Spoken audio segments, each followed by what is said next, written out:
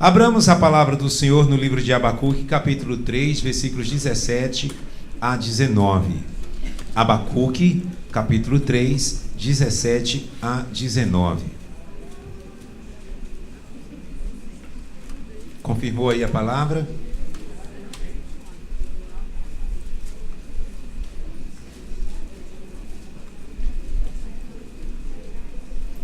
Seguindo raciocínios, Jonas, Miqueias, Naum, Abacuque.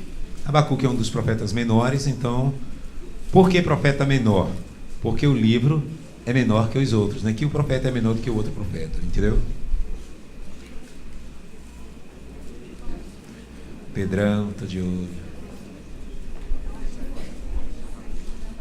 Todos encontraram? Seguindo, o nosso horário já está avançado, vamos ler então.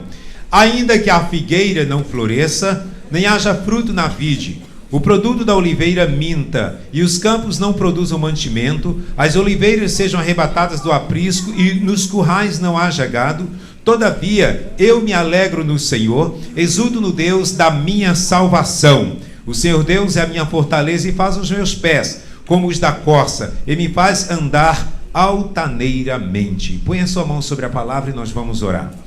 Obrigado, Senhor Deus, pela tua palavra, porque o Senhor é bom, porque a tua misericórdia dura para sempre e não há outro Deus além do Senhor. Ó Deus amado, nos colocamos aqui na dependência do Senhor. Oramos para que todo e qualquer tipo de bloqueio, de impedimento seja retirado. Meu Deus, que a tua palavra possa marcar as nossas vidas nessa noite. Deus, na mente, no coração, todo endurecimento, tudo aquilo, ó Deus amado, que tem empedernido os corações, sejam retirados, destruídos pelo poder da palavra, porque está escrito que a palavra é martelo que esmiuça a pedra. Eu oro ao Senhor para que todo pedregulho seja retirado e a tua glória se manifeste, faça jorrar, meu Deus amado, rios de águas vivas nos corações. Nós oramos para que haja salvação, libertação, transformação, em nome de Jesus. Amém. Meus amados, nós vivemos numa fase em que falar sobre dificuldade não é muita novidade, onde na verdade as pessoas, quando pensam em viver ou cantar alguma coisa acerca da esperança, parece que não há mais ânimo, parece que cantar ou falar acerca de esperança é algo assim que fica perdido no tempo.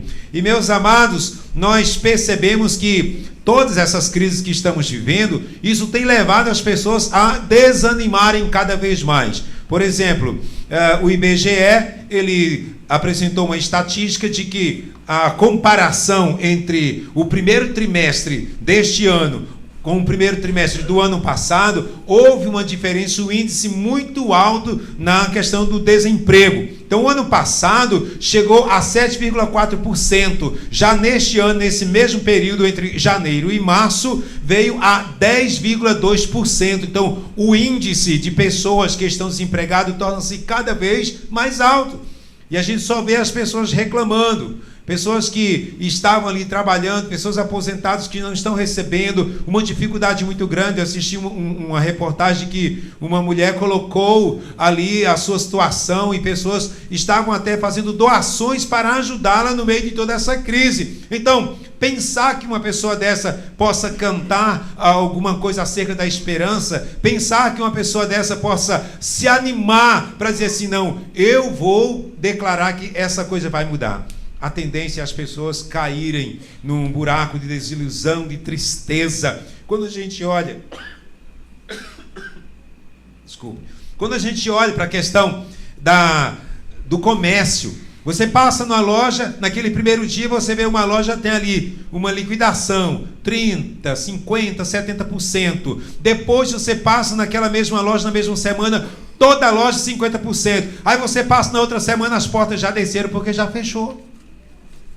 Aí você encontra, eu cheguei no shopping Mestre Álvaro esses dias aí, em um só piso, 7 lojas fechadas assim, ó, foram fechando. E cada vez mais as lojas fechando, você passa, né? Eu sempre, quando eu saio da escola, eu pego meus filhos e 2 crianças vizinhas minhas, e a gente vai brincando. Eu olho alguma palavra e descobre essa palavra onde é que tem. Aí eu falo assim, A palavra aluga-se. Aí ele, ali, em todo lugar, ele já sabe onde tem vende-se, aluga-se em todo quanto é lugar. Então, a gente vê que a crise está terrível.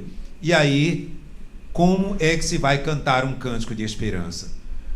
O livro de Salmo, capítulo 137, fala a respeito da tristeza que havia no coração do povo de Israel quando foram para o exílio. E eles falaram: como, porém, haveríamos de entoar um canto ao Senhor em terra estranha? Todas essas coisas tornam-se estranhos e parece que nos tira o ânimo de como cantar um cântico de esperança. E para dar seguimento, nós vamos ouvir o irmão Odilon, que ele vai falar sobre essa questão. O profeta, que ele cantou um cântico de esperança. Como? Graça e paz, amados. Amém? Amém? Isso. Deus está aqui, eu sinto a presença dele. O texto sagrado lido, ele tem mais de 2.600 anos. Ele foi escrito no século V antes de Cristo. Então veja que Abacuque, ele está falando de algo que ele viveu, de uma experiência profunda que ele teve com Deus. Note, Abacuque é o 35º livro da Bíblia, para quem não sabe, de um compêndio de 8 profetas menores, ele é o 8º livro. O nome Abacuque, ou Ravacuque do hebraico, significa o abraçador. Talvez o pai dele tenha dado esse nome pela crise que eles vislumbravam no reino de Judá, que seria o profeta que abraçaria a nação, que profetizaria sobre a nação. Era um homem simples. A Bíblia não fala da ascendência dele, não fala da descendência dele, mas ele ganha notoriedade, notabilidade por uma coisa que todo crente precisa ser: ele é rápido em ouvir o que Deus fala. Diga amém. Deus fala com ele, Deus visita Abacuque, ele fica temeroso, ele fica aterrorizado com a visão que ele tem. Mas imediatamente ele toma uma postura, ele não dá muita ênfase àquele momento de crise. Pessoal também, creio, porque ele é humano, ele não é um super-homem. Então ele é humano, e aí o que acontece? Ele corre no capítulo 2, ele vai imediatamente para a torre de vigia. E na torre de vigia é o lugar do atalaia. Deixa eu te dizer uma coisa aqui, eu não disse isso, acho que disse no primeiro culto, mas vou dizer de forma diferente agora. Todas as vezes que Deus quer fazer alguma coisa com um povo, quer fazer alguma coisa com uma nação, quer fazer alguma coisa com uma pessoa, e para isso ele usava o profeta para falar para a nação, usava para falar com pessoas, usava para falar com as autoridades daquela época e usa para falar com as autoridades de hoje. Todas as vezes que acontece isso, Deus vai requerer de você uma postura diferenciada. Ele vai sempre querer o seguinte: o Espírito Santo vai te visitar e vai falar: você precisa abandonar a sua zona de conforto. Não interessa a situação que você esteja vivendo. Pode ser boa, pode ser excelente, pode ser uma situação de crise, como estamos vivendo hoje. Mas Deus vai te dizer: você precisa mudar. Você precisa caminhar de maneira diferente. Faz parte do processo. Note isso. Abacuque entendeu isso rapidamente. Ele vai para a torre de vigia, que era o lugar do atalaia. Era o lugar onde o homem que toca o chofar, o chofanon, o chifre, ele fica no alto vigiando. Era o guarda de Israel, que ficava vigiando para ver se o inimigo ia se aproximar, mas também para dar conta das vigílias do dia, marcar a hora do dia e marcar as horas da noite. Ou seja, é um lugar de atenção. O que eu estou dizendo? O que eu quero dizer para você hoje? No momento que nós estamos vivendo como esse, é o momento de nós estarmos atentos. Eu te explico o que aconteceu com Abacuque. Ele dobra o seu joelho. Eu imagino que ele chega na torre de vigia, lá estão os guardas. Ou o guarda, ele diz: talvez, olha, vocês podem ir embora, porque agora o negócio é comigo. Olha isso, é uma postura de garra, é uma postura firme, é uma postura de fortaleza, é uma postura de determinação. Ou seja, ele não olha para o caos, ele já tem uma perspectiva diferente, ele tem uma esperança diferente. No coração dele arde o desejo de ver algo novo. Então, se no coração de alguém arde o desejo de ver algo novo, eu preciso fazer coisas novas. Olha isso, nunca que Deus vai fazer alguma coisa anormal comigo se eu sou normal. Nunca ele vai fazer o sobrenatural se eu sou natural. Nunca ele vai fazer o extraordinário se eu sou muito comum. Não adianta. Não adianta. Ele sempre vai querer que você faça alguma coisa, um sacrifício, um voto, uma aliança diferenciada. Ele está dizendo, ele está falando com pessoas hoje aqui. Há pessoas que o Espírito Santo fala com elas, elas têm dificuldade de ouvir, têm dificuldade de entender. Aí as coisas vão passando, os anos vão passando, a pessoa, não aconteceu nada, não houve nada. E o que você fez também? Nada. Não aconteceu nada, porque a postura também foi a mesma, a atitude permaneceu a mesma, da inércia, não foi a postura dele. Ele foi para a torre de vigia, ele foi orar, ele foi falar com Deus, ele precisava de uma resposta, então ele foi dobrar o joelho. O que acontece nesse instante? Quando você dobra o seu joelho, você sai da atmosfera dos seus problemas, das suas lutas, das suas dificuldades, das opressões que são às suas voltas, da incerteza, e você entra no reino espiritual. Aí a visão é diferente, você começa a enxergar sob um prisma diferente, você começa a enxergar uma ação que não vai depender da sua força, porque na sua força faltaram algumas coisas que ele vai dizendo no cântico. Ainda que a figueira não floresça, ele já viu, a figueira era para ter dado já suas flores, era para ter dado já a sua folhagem. A figueira do Oriente, ela tem uma característica, ela não dá flores, ela dá folha. Ela produz uma copa grande na sua folha. Ela é densa, ela absorve a luz do sol, sua fotossíntese é lenta. Então as folhas não secam rápido.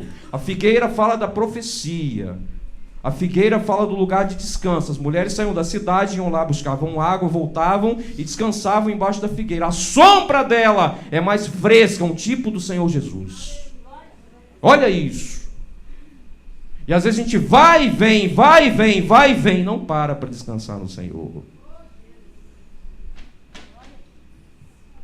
Quer fazer tantas coisas. Eu tenho muita coisa para dizer, o tempo é pouco, então eu vou ter que resumir. Tem que adiantar aqui. Mas ele está dizendo, não floresce, não deu a sua folhagem, ou seja, não tem uma expectativa. A figueira tinha uma característica muito interessante para os povos do Oriente. Ela marcava a mudança de estação. Naquela época a estação não era dividida como hoje, modernamente, as 4 estações. Especialmente era dividida em inverno e verão. Quando a figueira começava a reverdecer e dar as suas folhas, a sua folhagem, ela estava anunciando, o verão está chegando. As pessoas, olha, o verão está próximo. Mateus 24, 32, Jesus diz, aprendei a parábola da figueira, porque quando ela começa a dar as suas folhas, ela começa a ficar densa, bonita, o verão está chegando, o sol está para brilhar. Olha isso. Então a mudança de estação era marcada pela figueira. O que acontece? O que Deus está dizendo hoje para nós? Há momentos que parece que a estação não vai mudar. O inverno parece que não vai passar. A luta parece que não vai passar. O problema parece que não vai acabar. Mas Deus está dizendo nessa noite, Ele já tem o dia, a hora, o minuto, o segundo da sua vitória. Ele já marcou isso. Mas ele continua dizendo, mas na vide não tem o fruto também, que é a uva, que leva para o lagar, que amassa, destila, faz o vinho, fermenta no odre, beleza, tem vinho. Mas não tem o vinho. João 2, o texto que o pastor citou, nosso pastor citou. João 2, Jesus chega, não tem vinho. A mulher disse, olha, não tem vinho, mas não é minha hora ainda, eu não vou fazer agora, eu não vou me manifestar agora. Mas aí depois ele transforma a água em vinho. O que isso nos ensina? Algumas pessoas gostam de dizer que vinho, na palavra, fala da alegria do Espírito Santo. Também, pode ser, mas eu prefiro dizer que fala de transformação. Sabe por quê? Quando a gente trabalha, ora, e não vê transformação, a nossa esperança parece que se esvai. A gente não vê mudança, parece que a nossa esperança vai embora. O provérbio diz que a esperança tardia, o desejo tardio atendido enfraquece a fé. Mas nós somos filhos daquele que é autor e consumador da fé, o Cristo, o Senhor. Olha isso, presta atenção. Ele está dizendo o seguinte, não tem a vide, a videira não deu o fruto, não deu a uva. Está faltando transformação. O casal que esteve aqui, 25 anos. Não são 25 anos só de um relacionamento marido e mulher, são 25 anos de transformação. Aprenda uma coisa, o ser humano é o único ser no mundo que todos os dias ele evolui, todos os dias. em constante transformação, até o dia da morte, perto da morte, ele está em constante evolução. Ele sempre está evoluindo. Então está dizendo de transformação. O vinho fala da transformação. Jesus transforma água em vinho. Agora, se não tem transformação, o vinho vira água. Fica insípido, sem cheiro, sem sabor, sem nada. Fica sem graça. E o que ele está dizendo? Olha, pode não ter graça, pode não ter transformação, mas ele diz: todavia, eu me alegro no Senhor, o Deus da minha salvação. Olha o que ele está dizendo. Que ele está pensando, ele está enxergando acima das circunstâncias. Ele não está olhando para o reino material, porque no material pode estar difícil, mas há uma esperança, uma chama que ardeu no seu coração. A oliveira, ele diz que não produziu o seu fruto. A oliveira mentiu, numa versão. Na outra versão diz que decepcionou, mas no original diz que mingou. A quantidade de frutos, de azeitonas necessárias para produzir o azeite, não aconteceu. Está falando da subsistência, porque na mesa do judeu sempre tinha pão e vinho e o azeite, para quem chegava a passar azeite sobre o cabelo e sobre as feridas. Então, ali está a presença de Deus sentida dentro da casa deles. Era um rito, era completo isso. Mas ele está dizendo, não tem, o fruto foi escasso. Às vezes é assim. A empresa está lá, a árvore está frondosa, tudo aconteceu direito, o projeto foi tudo planejado, pensado. Mas o fruto mingou, não veio. Não veio. Mas o texto do Salmo 4:7 diz que o Deus da nossa salvação, ele colocou alegria no nosso ser mais do que no tempo da fartura do vinho, do trigo e do azeite. Ele nos enche nessa noite de um cântico novo, um cântico de esperança. Para andarmos acima das coisas, acima das circunstâncias. Deus está falando com pessoas nessa noite que estão passando por dificuldades. Olha isso. Estão passando por momentos difíceis, que perderam essa alegria de estar na casa de Deus. Deus está falando com pessoas que nos assistem agora, perderam a alegria de estar na igreja. Eu não vou mais. Eu não quero mais. Perderam a paciência de ouvir a palavra, de ler a palavra. Deus está restaurando a alegria no seu coração hoje. Deus está te restaurando hoje. E ele diz assim, mas arrebataram também as ovelhas. As ovelhas foram tiradas do curral, levaram as ovelhas. Toda vez que você ouve a expressão ovelha na Bíblia, está falando de uma coisa fundamental na vida do crente. Paciência. Diga paciência. Fala para o seu irmão do lado, tenha paciência. Sabe por quê? O texto, olha isso. O texto de Romanos 13, para a gente adiantar, para o texto de Romanos 13, Paulo diz uma coisa acerca do amor. Ele diz o quê? O amor é mais alto. Paciente. É base. É por isso que às vezes no meio do caos, no meio da dificuldade, o diabo, que é o adversário pessoal do homem, nesse sentido de ataque pessoal, o que ele faz? Ele quer roubar a sua paciência. Às vezes você já está vivendo um momento de crise, um momento de dificuldade, ou às vezes não, você está vivendo um momento bom, tranquilo, mas ele coloca uma afronta na sua vida. A pessoa na sua empresa, dentro da sua casa, dentro da sua família, até no seu ministério, mas ele coloca, para quê? Porque Deus está te provando. Ele está provando a sua paciência. E por uma coisa que está escrita em Romanos, que eu gosto muito do texto 5, 3, 4, que ele diz que a tribulação que vem sobre nós, ela produz uma coisa, ela produz perseverança. Olha isso. A tribulação que vem, o que o profeta teve na visão, não produziu nele loucura. Meu Deus, eu vou fugir, eu vou embora. Meu Deus, vou me esconder embaixo da cama. Não! Produziu nele uma expectativa nova. Você está passando por tribulação, saiba que Deus tem algo grande para colocar na sua vida. Você está passando por a tribulação, saiba que Deus vai acrescentar algo. Permaneça. Porque ela produz a perseverança, depois ela produz uma coisa chamada experiência. E a experiência produz uma coisa chamada esperança, diz o texto sagrado. E a esperança que ele diz lá, não é uma esperança simples. Ele diz que é uma esperança que não nos decepciona, porque a nossa esperança é Jesus.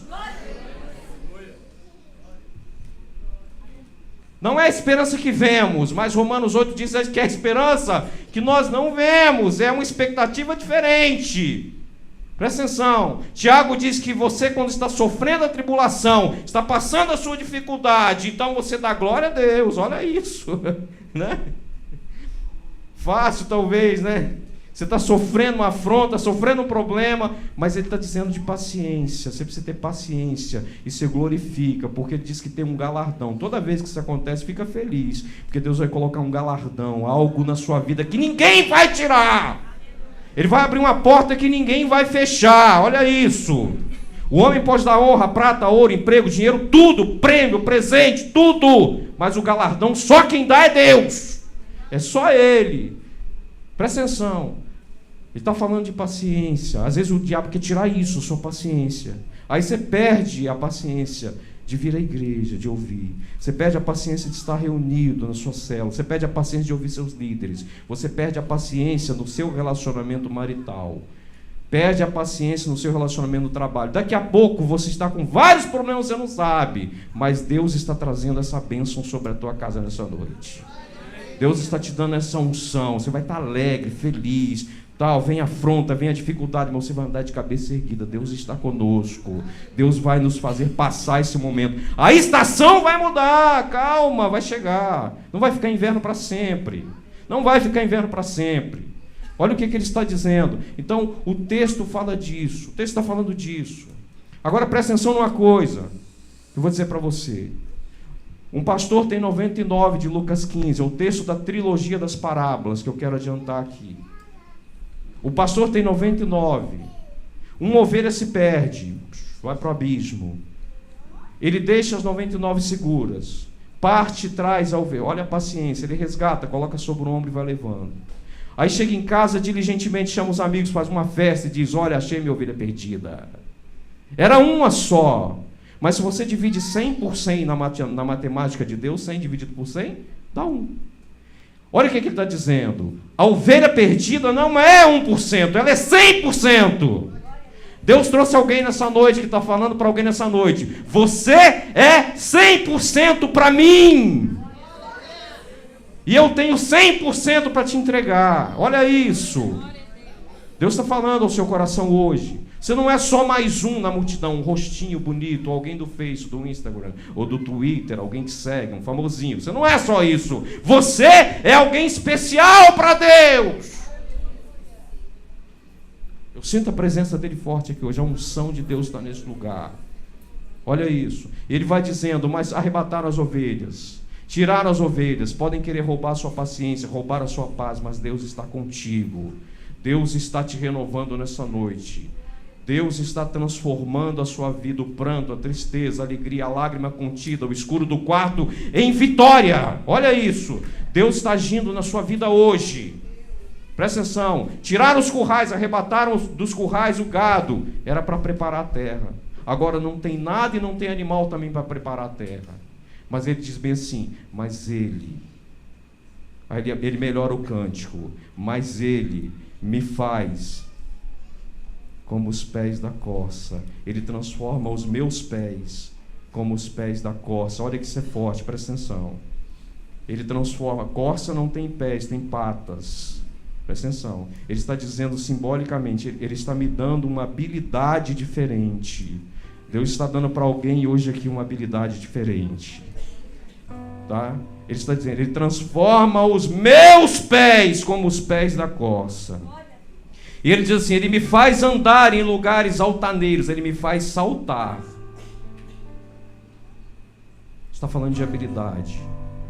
Para esta terra, de projetos, estratégias. Está falando de altaneiros, do salto da costa, de algo que vem de cima, que só um dá para nós, da sua unção, para nós conquistarmos. Olha bem, Deus está tratando conosco hoje aqui.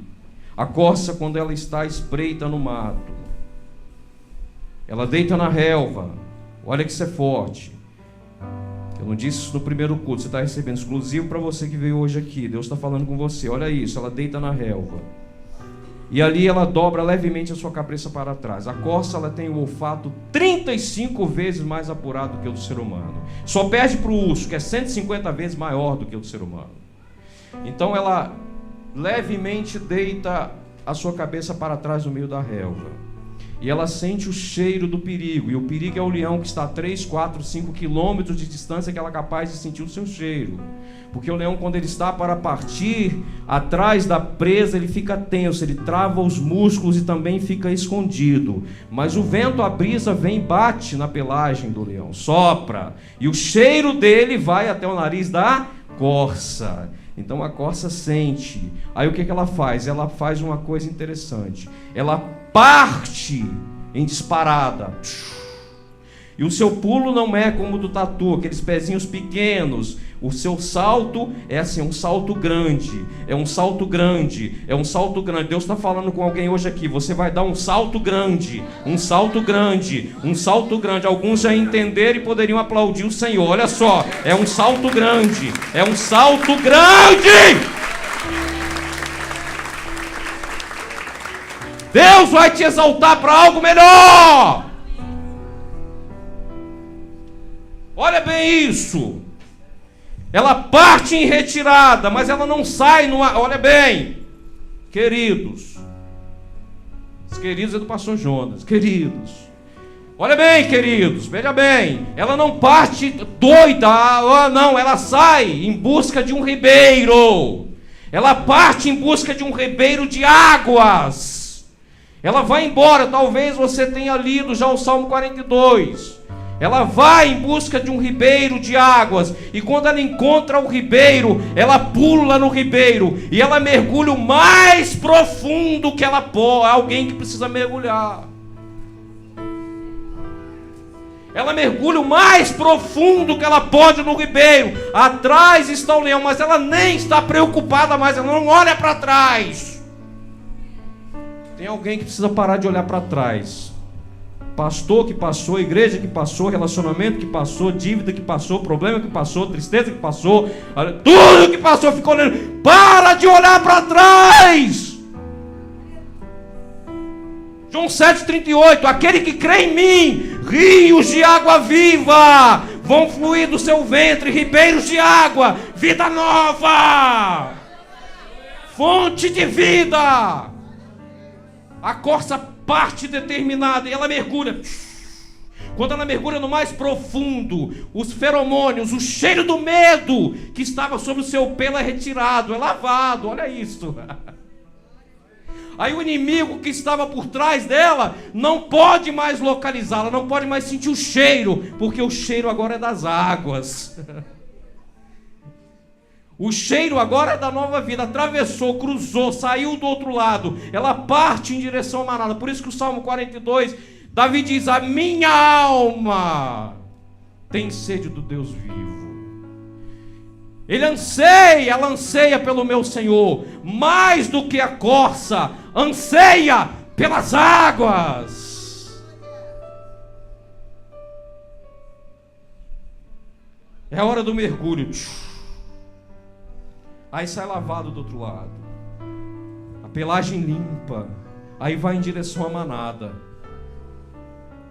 Aí está feliz. Agora está segura. Não tem o cheiro do terror, não tem o cheiro do medo. O inimigo, o felino, não gosta de água. Aí ele não atravessa o ribeiro. Olha bem, estratégia. Você quer ter uma estratégia? Mergulha, vai no ribeiro.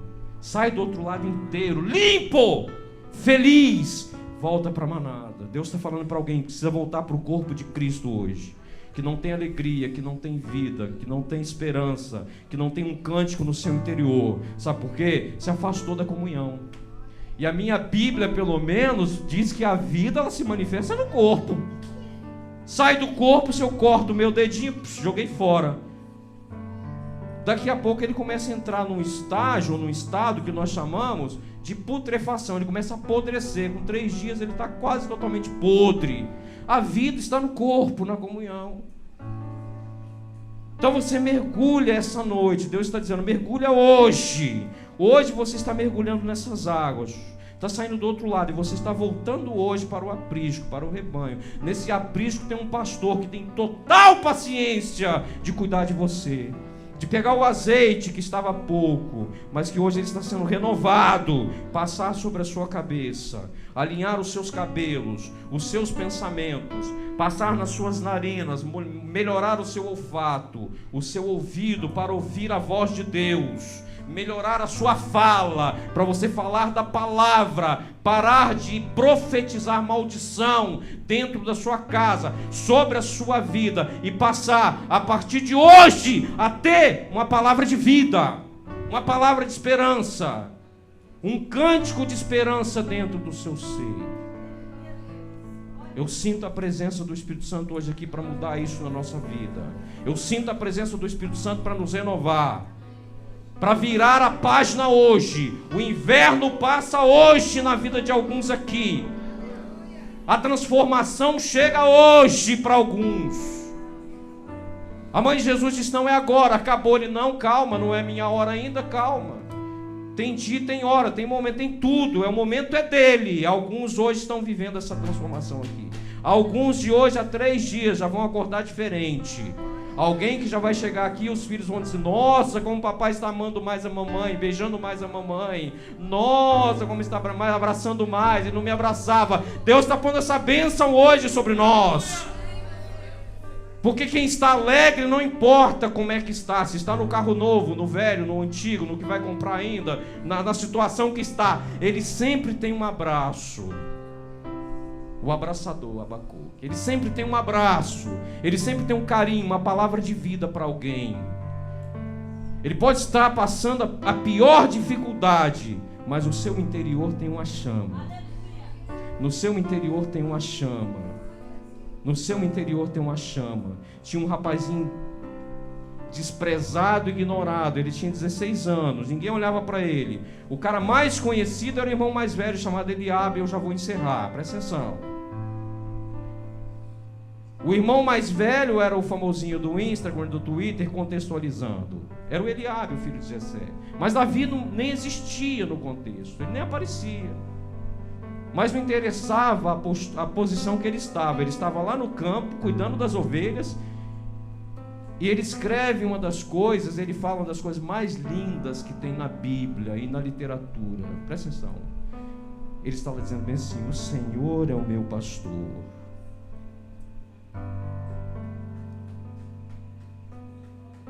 Estou na prova, mas o Senhor é o meu pastor. Aí a ovelha, a condição dele é de ovelha, de paciente. Aí ele disse: ele me faz deitar em verdes pastos. Ninguém pega uma ovelha, alguém para deitar em verdes pastos, assim, deita aí, não. O pastor não faz isso. Ele me guia mansamente, ele vai comigo, ele pega na minha mão, ele vai me levando junto às águas de descanso, junto ao ribeiro de águas, para eu tomar da água, para eu renovar as minhas forças. E até desse salmo, às vezes, a gente esquece, sabia? No momento da prova, né? Da luta, da dificuldade, não é verdade? A gente se esquece dessas coisas. Aí o sol está queimando aqui na cabeça, na moleira dele aqui. Ele olha para o sol e escreve o Salmo 27. O Senhor é a minha luz e a minha salvação. A quem temerei? De quem me recearei? A força, a confiança. Aí ele diz no Salmo 18: ele é a minha rocha, o meu rochedo, a minha fortaleza. Ele está presente aqui hoje, esse Senhor. Ele está presente aqui hoje para transformar vidas. Diga comigo: todavia. Mais forte: todavia. Todavia. Eu me alegro no Senhor, o Deus da minha, agora mais forte, salvação. Diga: ele pôs, ele firmou os meus pés sobre a rocha. Aplauda o Senhor Jesus bem forte, aplaude o Senhor Jesus bem forte, isso. Ele está aqui, pode aplaudir mais, isso. É uma noite de unção, aleluia. Aleluia. Você pode cantar um cântico de esperança nessa noite. Você pode cantar aquele cântico que Deus já preparou para você. O salmista Davi, aquele que aparentemente não era visto por ninguém, nem pelo seu próprio pai, ele é lembrado quando os seus irmãos passavam na frente do profeta. Mas ele tinha muitos cânticos.